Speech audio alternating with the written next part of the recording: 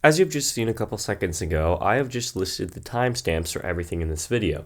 Before you just go ahead and likely skip ahead to all the different algorithms, I would highly recommend staying for this introduction.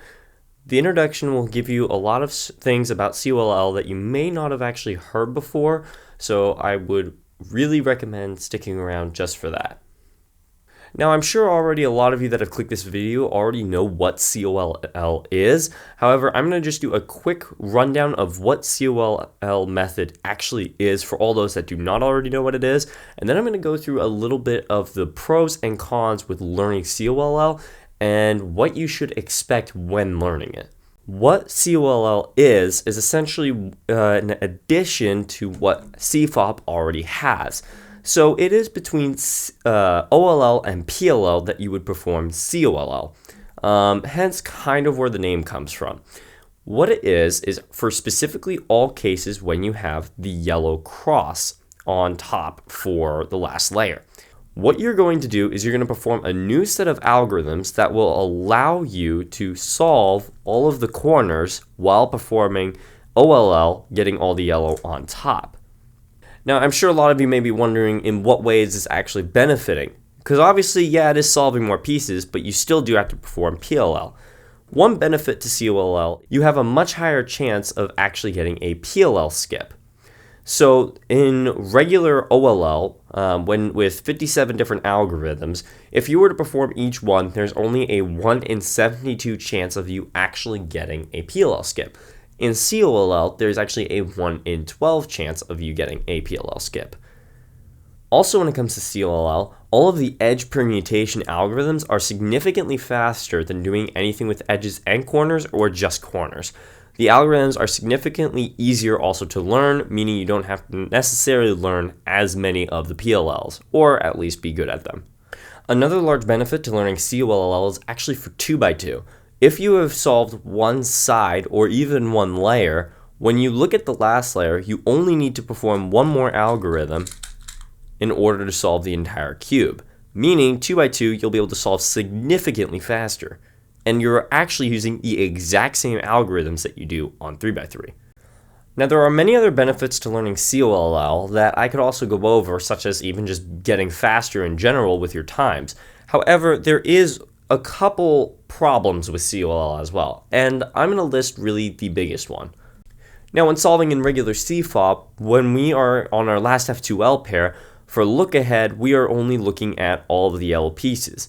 From here, we can determine what OLL case we're going to have and can immediately go into execution. Following the OLL, all we need to do is look at any similar blocks we have in order to determine what PLL case we are going to have. But for COLL, it works a little bit differently. Once we've completed our F2L, we can determine what type of OLL case we'll have, but because of the colors of the pieces, it is much more difficult to determine what COLL case you're specifically going to have, causing you to have to take a little bit of a pause to recognize the case. However, although this is a problem, the pause after a good amount of practice is not that long. I've been able to do it well less than a second, and that is not bad, although I already know that I have been improving on this, and I know you'll be able to too over time. That is really the only real big problem when it comes to learning COLL. There is 40 different algorithms. All of them are going to be coming from sciotheking.com, I suppose is how you say it.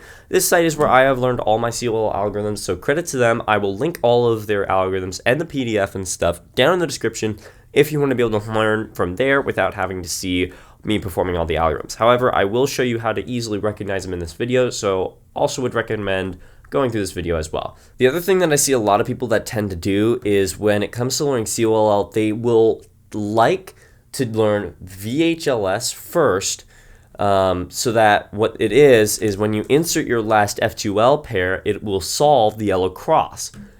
That way they can instantly go right into COLL. In my opinion, this is not a good idea, mainly because you are going to be coming into a bunch of problems such as needing more time and algorithms in order to get just the PLL. Highly would recommend learning all of CFOP before you learn COLL. That way you can just not always have to worry about using COLL for every solve, such as when you have a dot case or a line or an angle case on OLL, you would just perform it normally and go to CFOP. However, COLL is just in addition to CFOP, like I mentioned earlier. Now, one thing I would say is learn all of the COLLs in this order rather than the order of how I am going about them in the video. Once again, these are all the timestamps at which I will be going through all the algorithms, so I would recommend skipping through each one when you're learning them. Don't learn all of these once at a day because it can be a challenge. Also, if you don't want to learn all of the COLL algorithms because it may be too hard, then I would highly recommend learning the H cases and at least the pi cases. These two cases come up probably the most on 3x3, and they're a lot easier to learn. Although Sune and Anti-Sune come up as well a lot, I do think pi and H cases, since they're easier, are much more benefiting to learn how to solve. The other reason why I recommend learning it in this order is because you're saving the L, U, and T cases for last. These cases, once you start to learn them, I had the tendency of mixing up in muscle memory the algorithms, meaning I would just be turning literally gibberishly. I think that's a term. Anyway, I would just be turning so randomly because my muscles feel like they had the muscle memory, but I was mixing up different algorithms from COLL, causing me to just perform absolute chaos. So be careful when learning these, and you're gonna end up mixing some of the algorithms as you go. That doesn't mean don't use COLL. It means you're just gonna have to consistently go back and refresh certain algorithms as the time comes when you learn more advanced ones, such as the T, U, and L algorithms.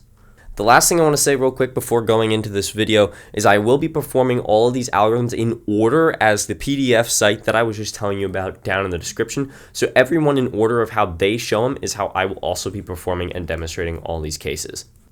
One important thing to note is that when I mention what things are matching, there are many different ways in which you can learn on your own what works best for you, for what you see with similarities. I'm just going by what I have learned. So if these do not work, what I say look at in order to determine what cases work, do it on your own and you'll be able to see what works best. Also, if I am performing too fast and you are someone who likes to watch more slowly each turn in order to follow each case, you can always slow down the video in the video settings.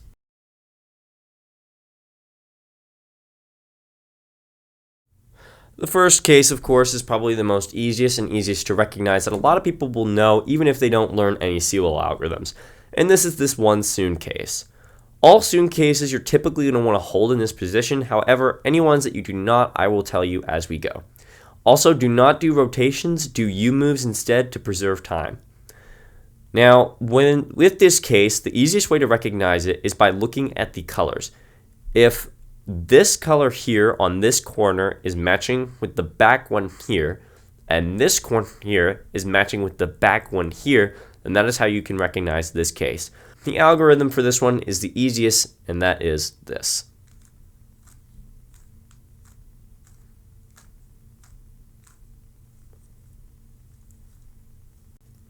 This next case is also not that hard. There's a couple ways of looking at it. Some people like to look at it as these two as being opposite and these two as being opposite. However, I more like to look at it as these two just matching without anything else. So if these two alone are matching with these two not matching, or more as being unique colors, so matching unique, then all you would need to do is perform this algorithm. And that would be by holding it in this position by performing a U2.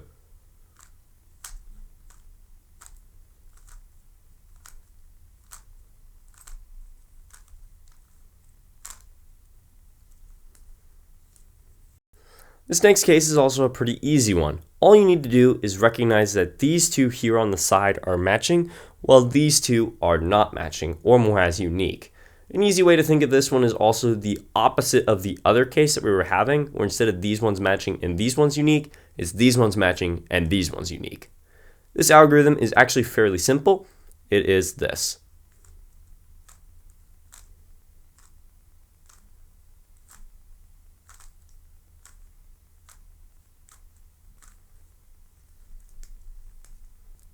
This next case is not too hard to recognize. What you want to look at is these two matching and these ones as not matching, or these two as being opposites, one way of helping. But more specifically, if these two are the only ones matching. So from the first example that I've so far showed you, it was these ones matching, and these ones matching, it's more as now just these ones matching. This algorithm, you're going to want to hold in this position, and the algorithm looks like this.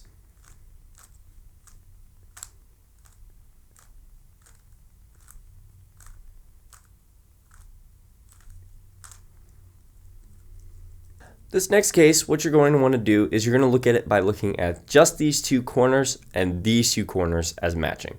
So as you can see, these reds and these greens matching. And to perform this algorithm, you're going to want to do this.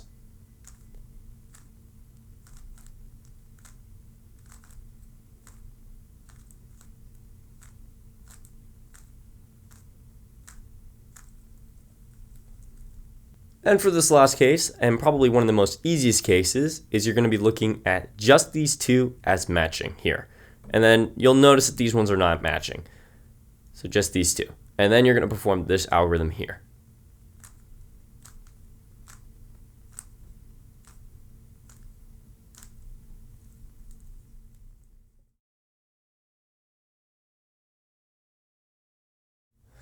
For the anti-Sune cases, I like to hold them typically in this position here. So similar to the regular Sunes, except the yellow corner that's facing you is on the left side versus the right side. And for this specific case, it is probably the easiest one. It's very similar to the first case of the Sune. So you have these ones matching here and these ones matching here. And to solve this case, all you're going to want to do is perform this algorithm.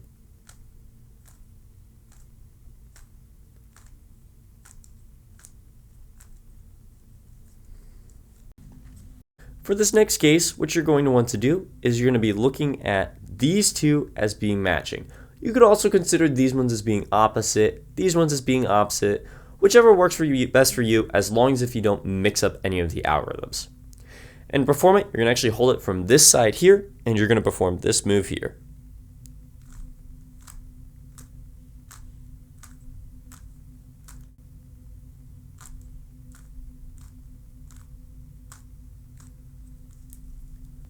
For this next case, I like to look at these ones as being matching without these ones being matching. And to perform this case, you're going to hold it also from this side, and you're going to do this.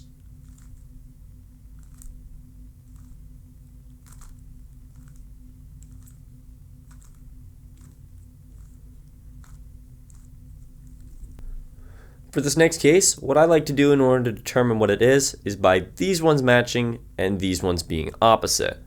And also, these ones are opposite as well. To perform this algorithm, what you're going to want to do is this.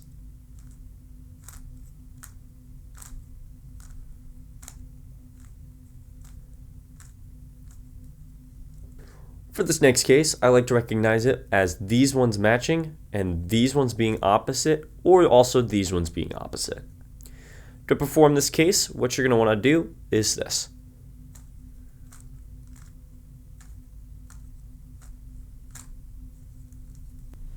And for this last case, what you want to do is you want to look at these ones as matching and these ones as matching.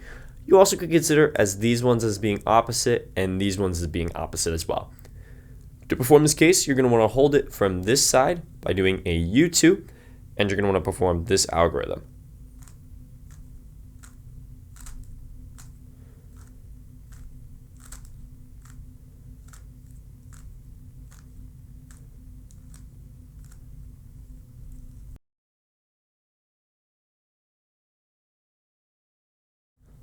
For the T cases, this is what you would want to do for the first case. This one's probably the easiest, and you're typically going to want to hold it in this position where these are on the left side. What I like to do to recognize this case is just these ones as matching. Also, you can consider these ones as matching as well. And what you're going to want to do is perform this case right here.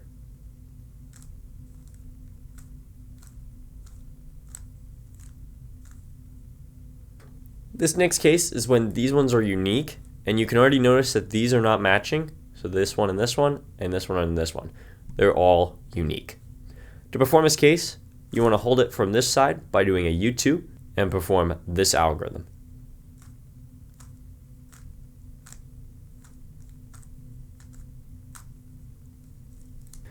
For this next case is when these are matching and these are matching. To perform this next case, what you're going to want to do is you're going to want to hold it from this side so that the ones that are messed up are in the back. And you're going to want to perform this algorithm.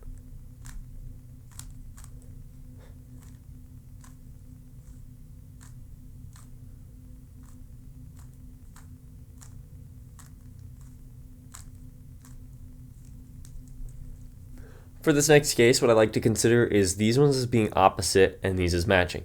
You can also help to consider that these are matching and these are matching as well. To perform this case, what you're going to want to do is hold it from this side by performing a U prime. And then you're going to want to do this algorithm.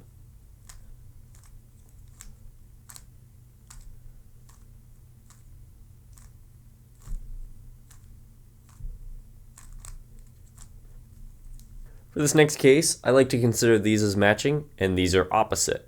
Another way of helping to remember this is that these are opposite and these are opposite, or these are opposite and these are opposite.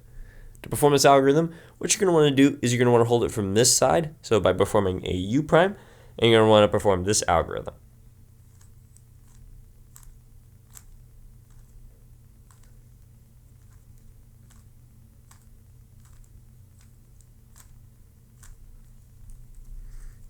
For this next case, I like to consider these ones as matching, these ones as matching, or these as opposite, and these are opposite. Also, to help, you can consider these as matching, and these as matching as well.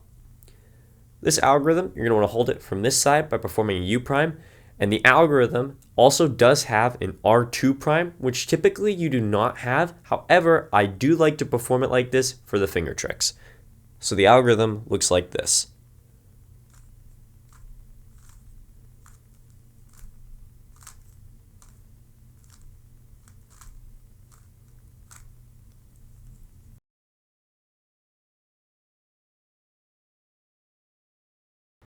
Now for the U cases. In most situations for U cases, you're going to want to hold it where the headlights are facing you.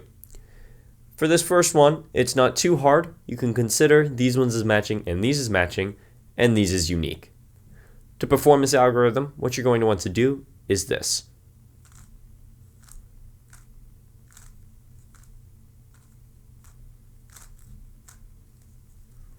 For this next case, what I like to do to consider it is that these ones are unique, and then these are opposite and these are opposite. An easy way to consider this is that just these are unique and these are not matching. To solve this, what you're going to want to do is perform this algorithm by holding it in the back by doing a U2, and this algorithm does include an R2 double prime, so just note that.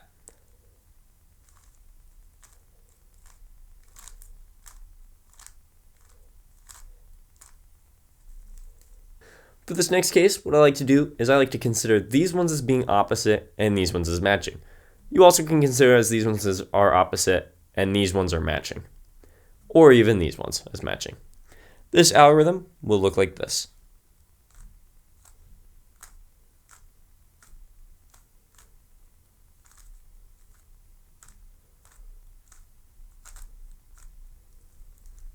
For this next case, what I like to do is just consider these as matching and these as matching.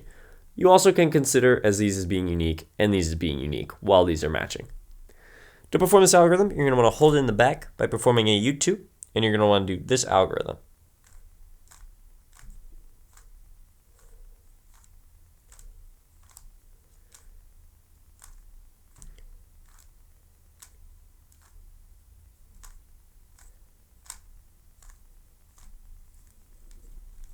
For this next case, personally, one of my favorites to perform is when these are opposite and these are opposite. You also can consider these as matching and these matching, or these matching.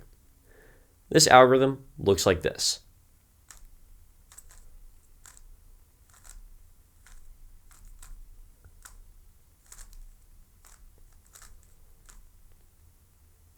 For the last U, COLL, what I like to do is consider these as matching and these as opposite. You also could consider these as opposite and these as opposite while these ones are matching. For this algorithm, you're going to want to hold it from the back side by performing a U2, and you're going to want to do this algorithm.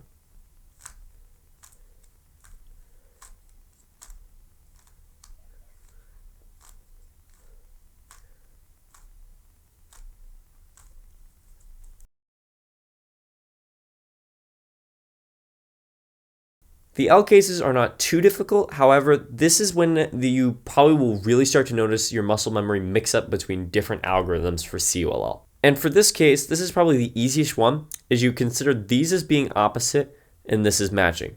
You also could consider these as opposite and these ones as matching. And you're going to want to perform this.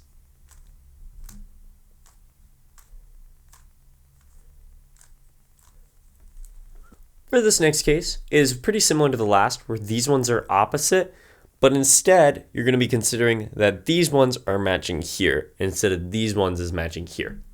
For this case, you're going to want to hold it from this side here by performing a U prime, and you're going to want to perform this.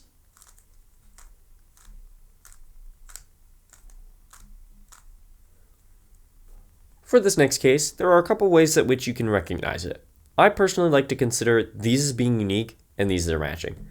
But all you really need to do is consider what is matching and these ones being unique. So as long as these are unique, you can look at this, this, or this that are all matching, and then these are unique, you'll instantly know you have this case. For this algorithm, you're going to want to do this.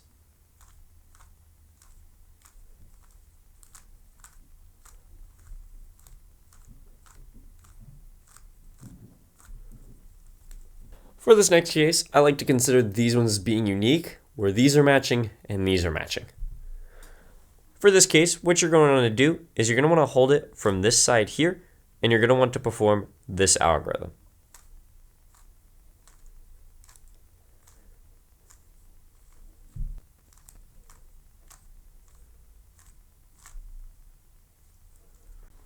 For this next case, what you're going to want to look at is that these ones are matching, and these are matching, or these are matching. You also could consider these as matching. Personally, what I like to do is look at it as the next case in that these are matching and these ones are not matching, because the next case, these ones will be matching. So what you want to do is you're going to want to perform it by doing a U prime and holding it in this position and performing this algorithm.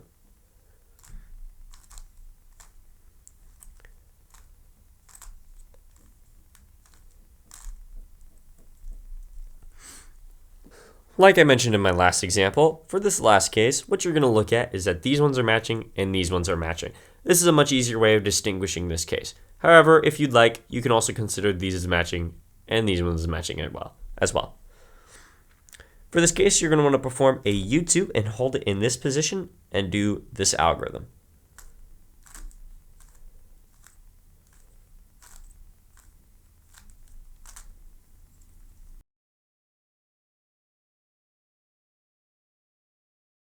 For this case, I actually like to do it a little bit differently than what the algorithm on the PDF that I was mentioning has it. And this is the first case for all of the pi cases.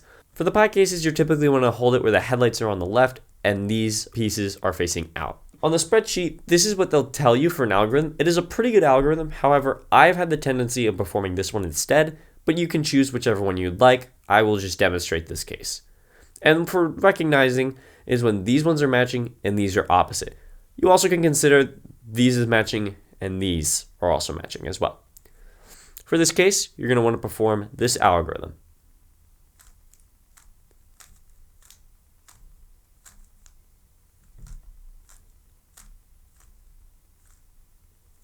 For this next case, what I like to do to consider the algorithm is that these ones are matching and these ones are opposite. There are a couple different ways that you can do this as recognizing, but that is just the way that I like to do it. For this case, what you're going to want to do is start by doing a U move so that you're facing this side, and you're going to want to perform this.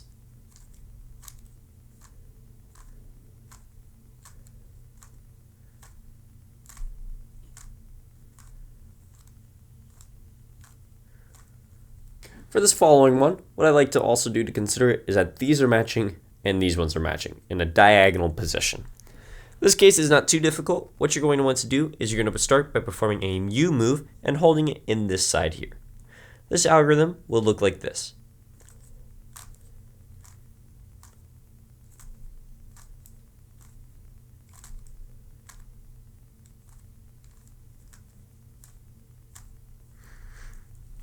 For this next case, what I like to do is consider these ones as matching and these ones as opposite when holding it in this position. This algorithm is actually pretty similar to the T-perm, but instead you're going to perform this.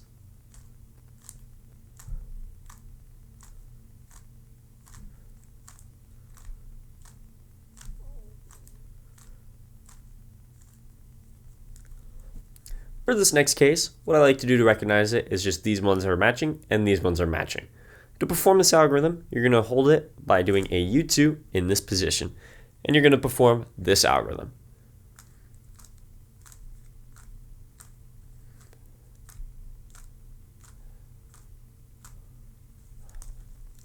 And for this last case, and probably the most complicated of them all, is when these ones are matching and these ones are opposite. This algorithm looks like this.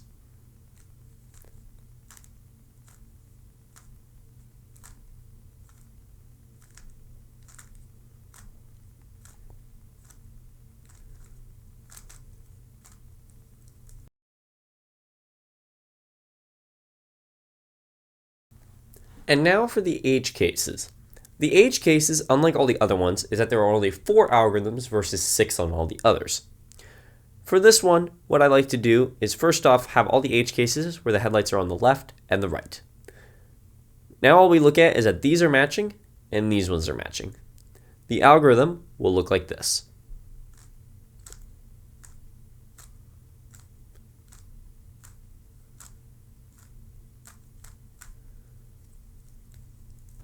The next algorithm is pretty similar, but instead of these ones matching and these ones matching, it's just these matching and these ones are opposite. An easy way to recognize this is you don't even need to consider these as being opposite, it's just these ones that are matching. This algorithm will look like this.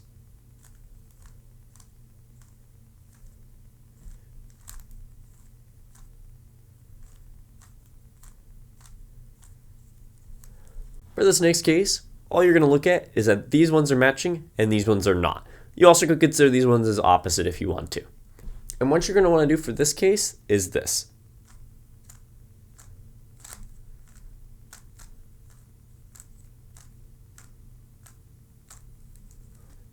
And last for all of the age cases is this case when these ones are matching and these ones are matching. This is probably a case that almost everyone knows, and it would be holding it from either one of these sides. So you can do a U or a U prime. And the algorithm you're going to want to do is this.